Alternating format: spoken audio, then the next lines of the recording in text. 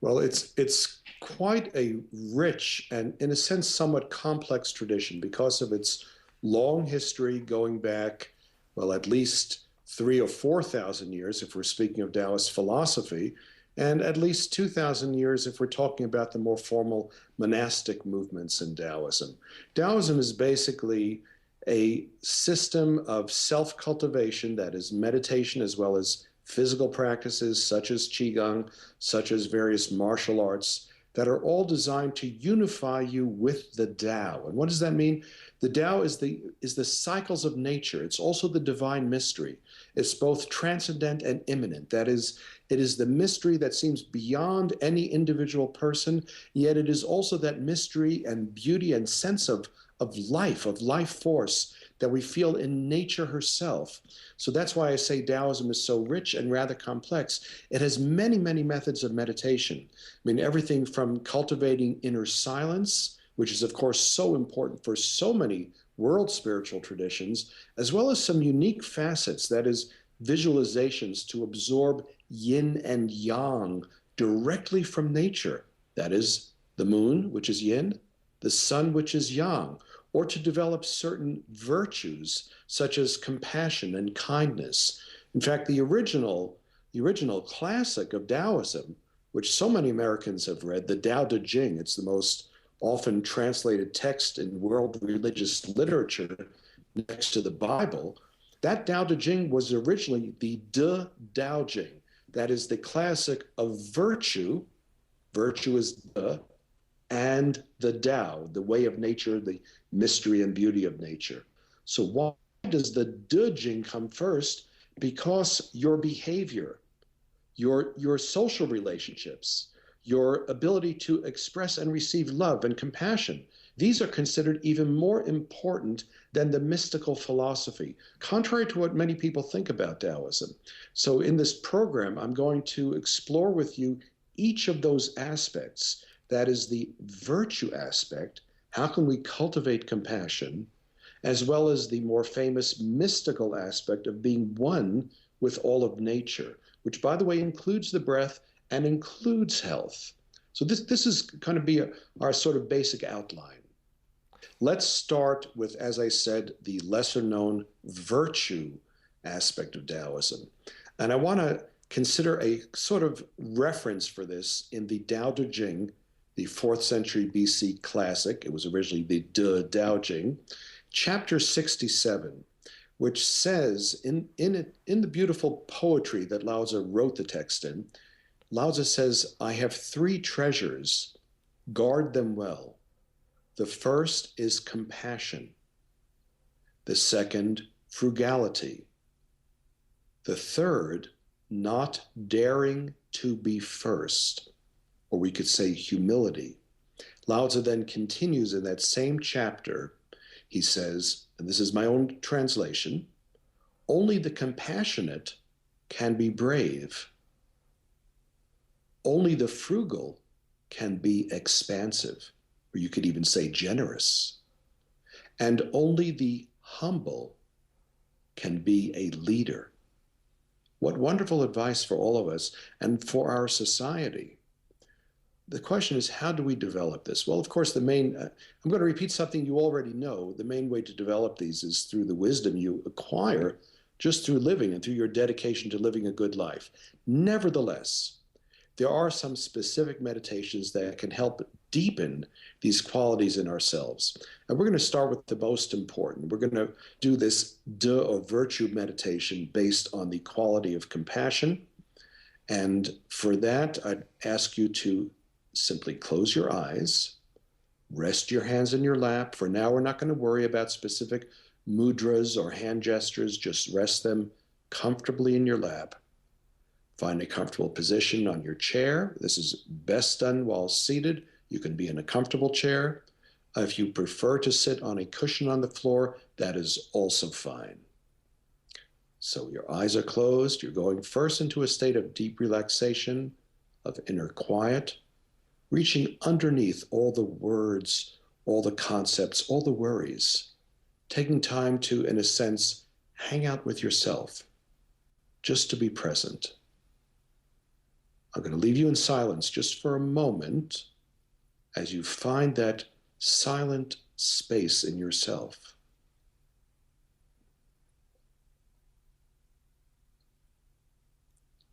And now, I would like you to imagine that you're in a beautiful, beautiful mountainous environment, but one that faces the ocean.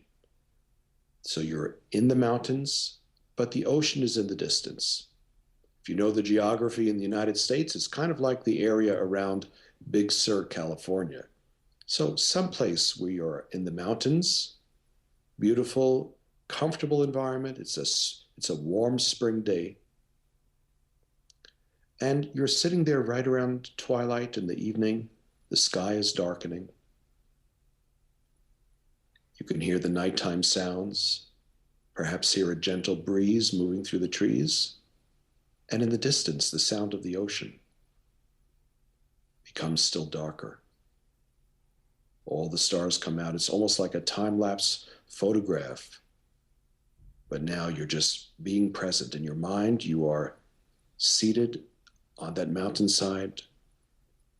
And although your eyes are closed, I'd like you to imagine that you're opening your eyes, just in imagination, and you see in the distance the beautiful ocean with the moon slowly rising up from the distant horizon, the full moon. You see that wonderful reflection of the moonlight, the silver moonlight, on the ocean, until the full round moon seems to be facing your third eye, that is the space between your eyebrows. You see it in the distance. You still feel the support of the mountain behind you. You see the full moon in the distance.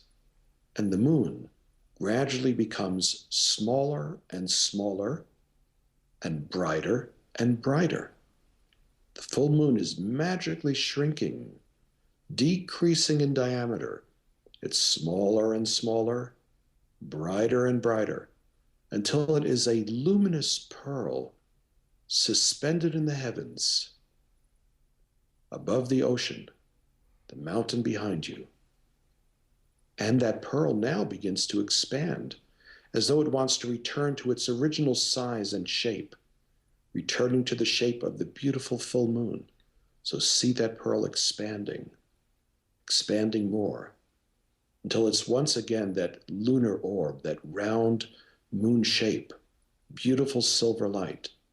But as you look into the moon, you see the image of the goddess of compassion, the emanation of compassion and kindness.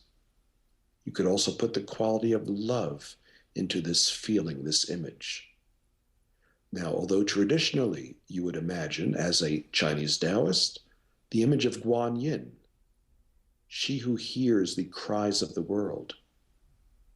As you practice, you can put as the image of compassion and love, however you relate to that divine feminine power.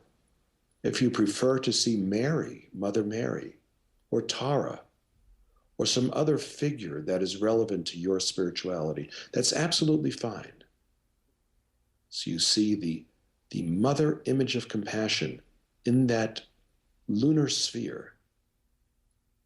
And now see her sending love and kindness from the moon, from her being, not just to where you are, but spreading out from where you are gradually over the entire planet. Don't think about this intellectually. You have the capacity to encourage this process. Trust it. You're gazing at the moon. You see the emanation of compassion, kindness, love within the moon. And she is sending that power, the healing power of compassion, kindness, love, over the entire earth as a blessing. If you have a prayer or a chant that you associate with that deity, that wonderful being, please either sing it, chant it, say it. You can do it out loud or in your mind. as you continue imagining that power of compassion spreading, and now that vibration, that prayer of compassion, also spreading over the earth. And again, I'm going to leave you without my voice for several seconds as you continue this meditation on your own with your eyes closed. And I will join you in this.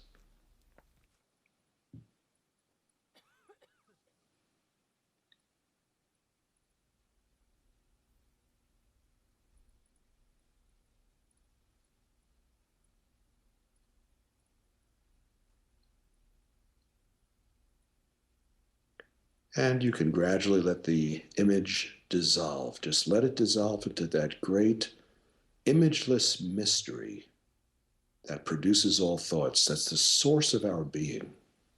Let it go. Return to just where you are.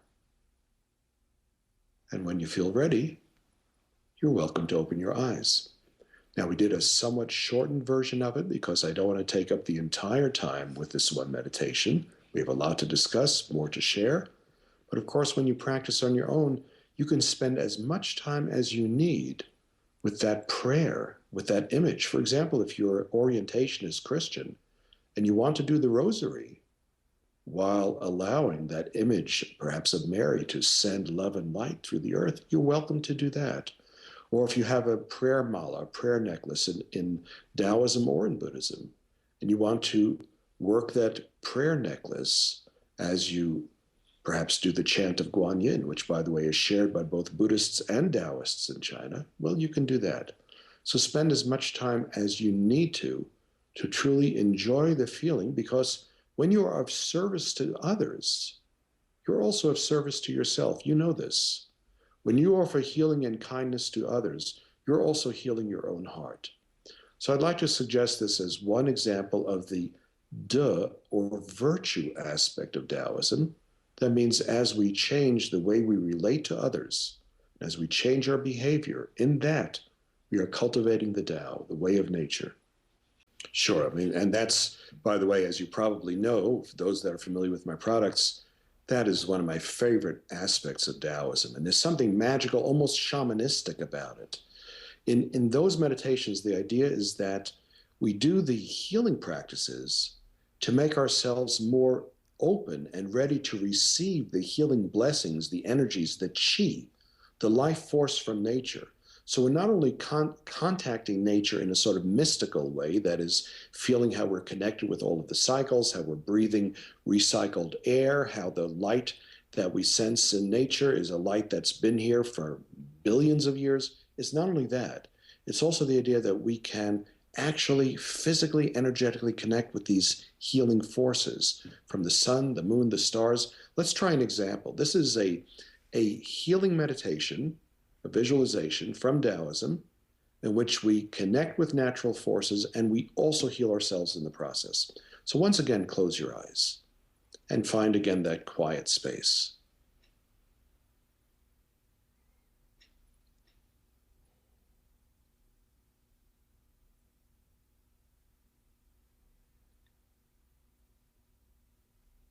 Now, if you like, as I describe the meditation, you're welcome to also use an accompanying movement. If you prefer not to use the physical movement, if you prefer just to remain absolutely still, you can certainly do it that way and even just imagine the movement. So the way we're going to start, now I should mention that throughout this meditation, the breathing is going to remain natural. That is, don't force the breath, don't turn it into a breathing exercise. You don't even need to specifically lock in and inhale or exhale with any particular aspect of the meditation. So breathing is just natural. Let it be. Now, as you slowly raise your arms up from the sides of your body, so they're gradually lifting up from the sides. And again, if you have any disability, if you've got shoulder bursitis or whatever, and you can't do this, just imagine it. So the arms are lifting up from the sides, and you're imagining that you are gathering the energy of the universe, the breath of life, the original qi of heaven and earth, as the Chinese would put it.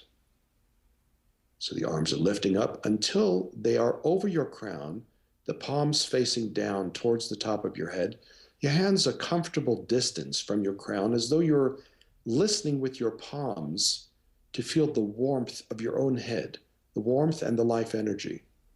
As your hands pause there, imagine that the chi, the life force of the universe, is blending with the life force in your body, like fog blending with dew.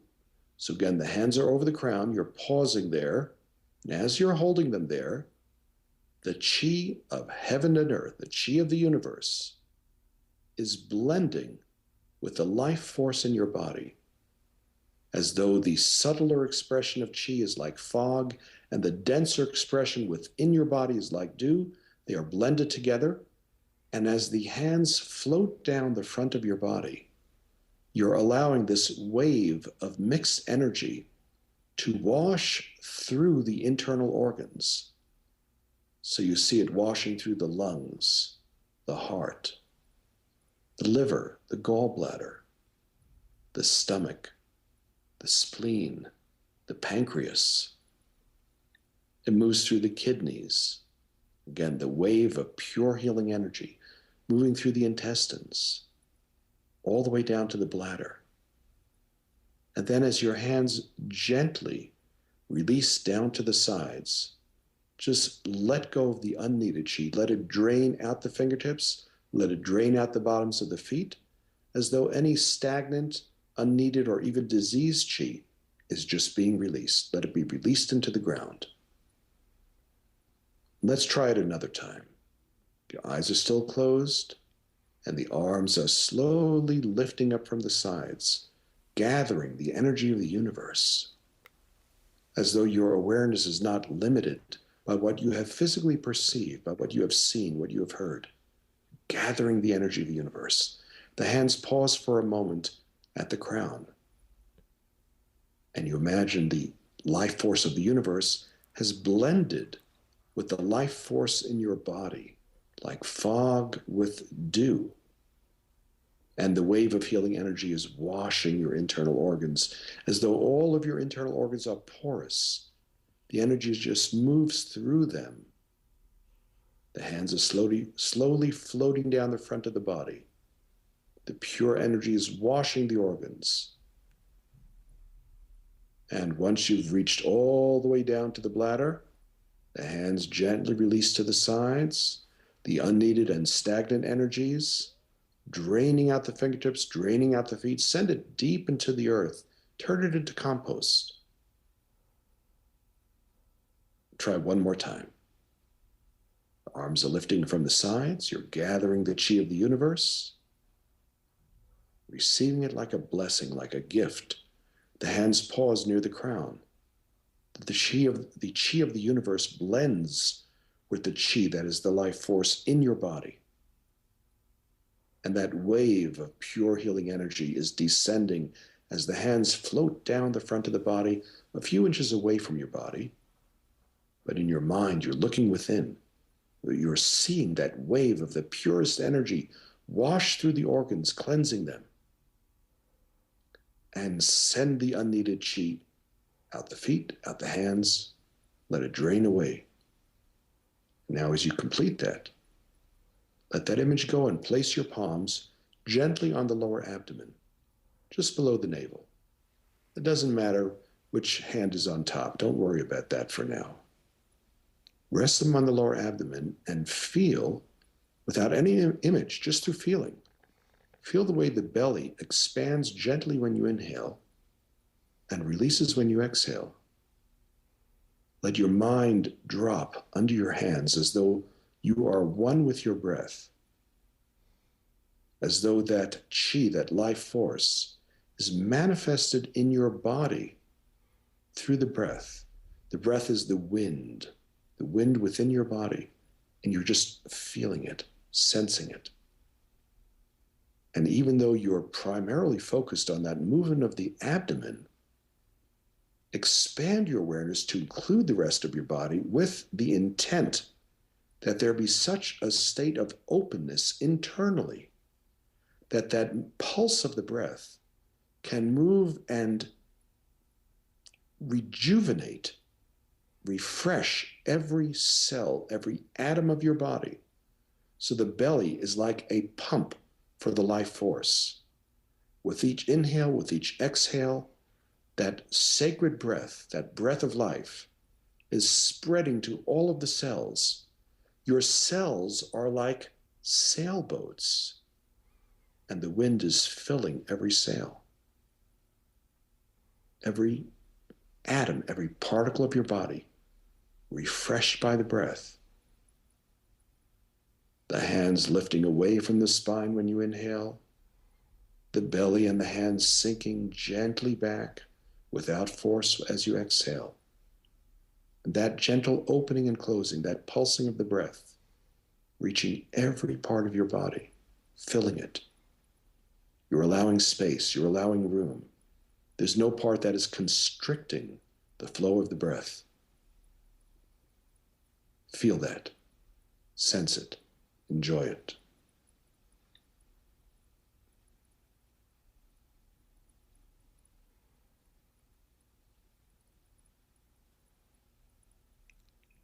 And again, return to the everyday. Have the intent of reconnecting with the outside world. And when you're ready, open your eyes.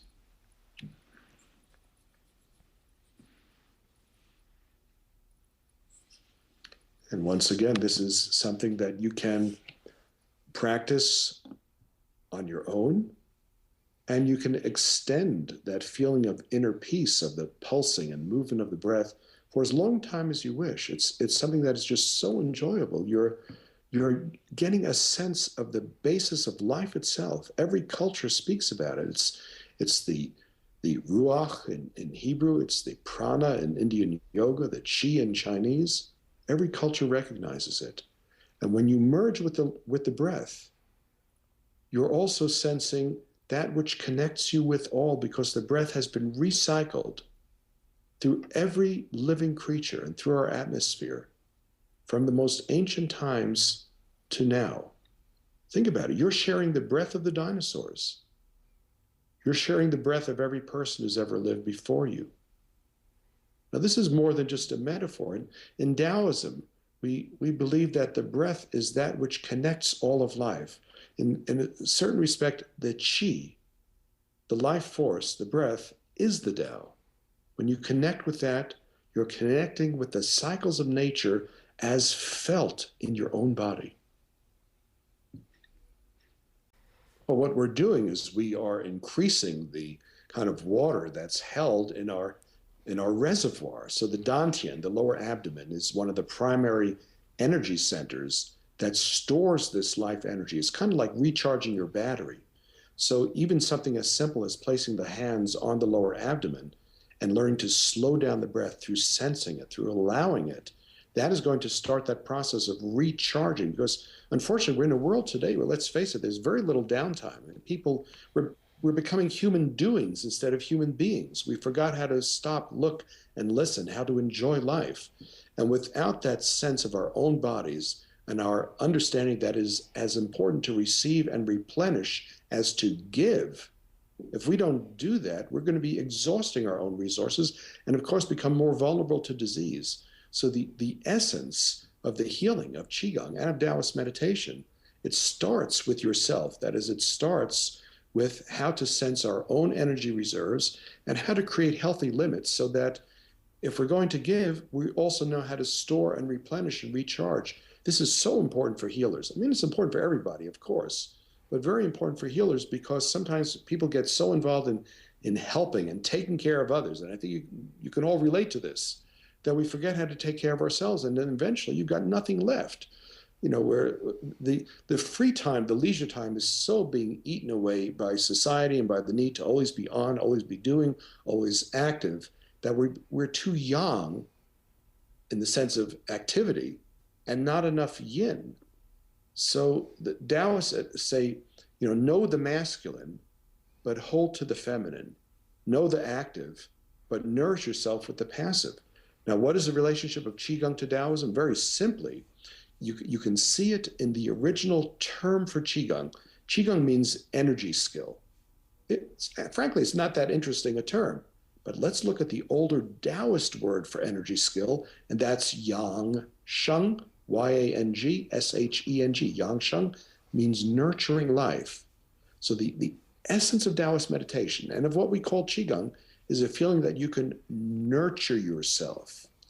So that includes things like relaxation, mental quiet, knowing how to breathe, switching from the rapid chest breathing to quiet, slow, deep abdominal respiration. And it also includes connecting with the sources of qi in nature. So all of this is part of Qigong, part of Taoism, part of self-nurturing. Happy to. And I want to mention also that although we're going to do this as a seated meditation with eyes closed, if you live in a place or can get out to a park or somewhere where you could see the Big Dipper in the nighttime sky, do it. Because the more we appreciate something in nature, in reality, in that reality, the more powerful the internal meditation and the visualization becomes. You can imagine if we were doing a visualization based on a bear, but you'd never seen an actual bear perhaps in the zoo or in the wild in a safe manner, if you'd never seen that, the bear meditation wouldn't be as powerful. So when you have a chance, go out and observe the beautiful Big Dipper constellation. It's been a source of inspiration for all of humanity from the beginning of humanity. So let's try this meditation. Close your eyes, rest your hands in your lap, find again that state of peace and inner quiet, and simply imagine Ursa Major, the Big Dipper constellation, in the nighttime sky. It's a beautiful, clear sky. All the stars are out. There's not much moonlight. And you're seeing the stars of the Big Dipper. It's shaped like a dipper. And you're imagining that this dipper, just like an ordinary ladle, is filled with a liquid. But this liquid is an amethyst-colored qi that is purple light, purple qi, purple life force. It's sparkling, glowing. Just see that. And now, imagine that as though someone had grasped the handle of this astral dipper and turned it slowly. The Big Dipper is overturning, and the light in the bowl of the Big Dipper, the purple light in the bowl of the dipper, is pouring down towards your body. Your eyes are still closed, you're still relaxed breathing. And as the Big Dipper energy, the purple light of the dipper, meets your body, it enters your body through the crown of your head, as though your body is like a hollow vessel, like a cup. And this cup is being filled with that sparkling purple light of the Big Dipper from the bottom up. So you see it filling all the way down to your feet. And the level is slowly rising. It's rising up through your legs, through your torso. It's bathing the internal organs with beautiful healing energy. It's flowing down your arms all the way to the fingertips. Your whole body, you imagine, is filled with the purple light of the dipper as it reaches the very top of your head, so that now your whole body is filled with purple Big Dipper light. That light continues to pour down from above, but now it cascades down like a fountain over the outside of your body.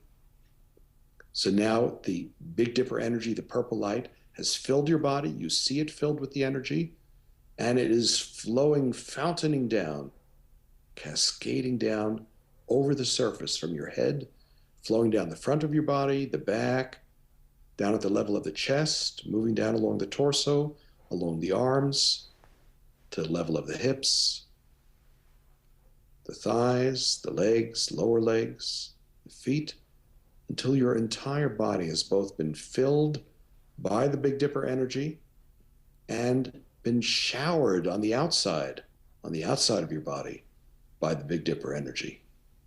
Magical purple light, inside and outside. Just experience it. Feel it.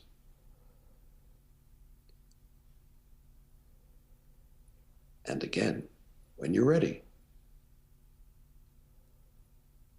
when you feel that your whole body has been blessed by this Big Dipper energy, let it go. Just let it dissolve. In Taoism, we would say it returns to the primordial qi, the yuan qi, the original qi of the universe. Just let it go. And open your eyes when you're ready.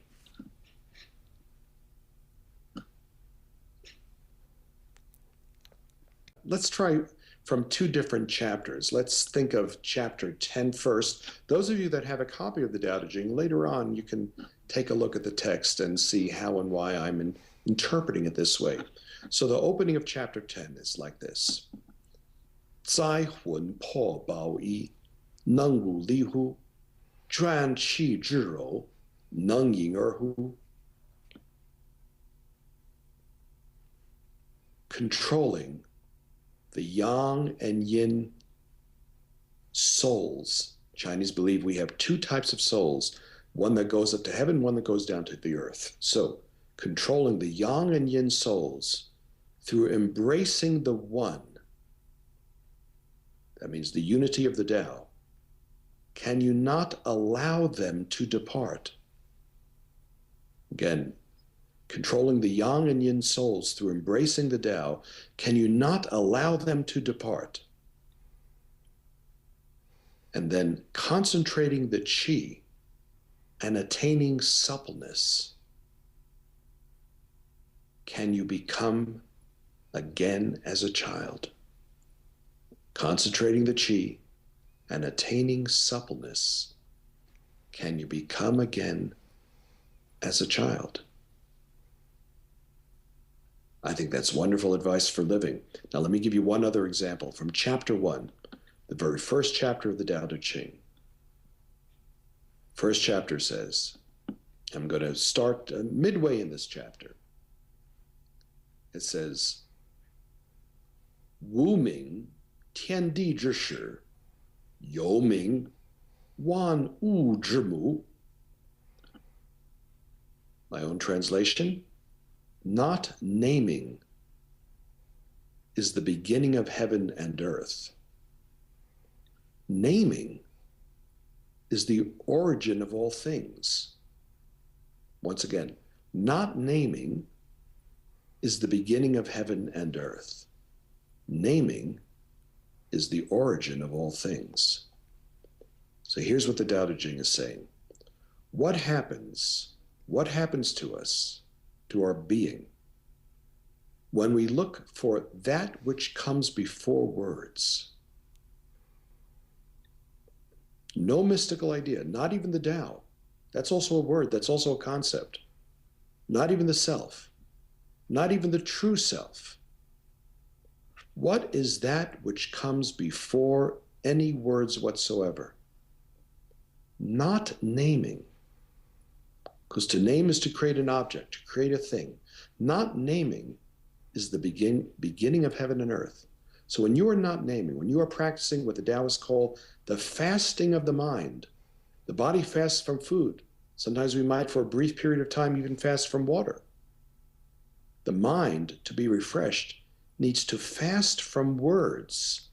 Not naming is the beginning of heaven and earth. Naming, we need naming. Yes, we need to communicate. We're talking now. We're naming now as I talk with you. So naming is the origin of all things. But if you want to merge with the origin, you want to merge with the Tao, practice the fasting of the mind. Rejuvenate yourself by not having to talk all the time. Then you'll become like a TV set without an off switch. What an unpleasant state. Not naming is the beginning of heaven and earth. Practice that, and then you can restore yourself to unity with the Tao. Thank you very much.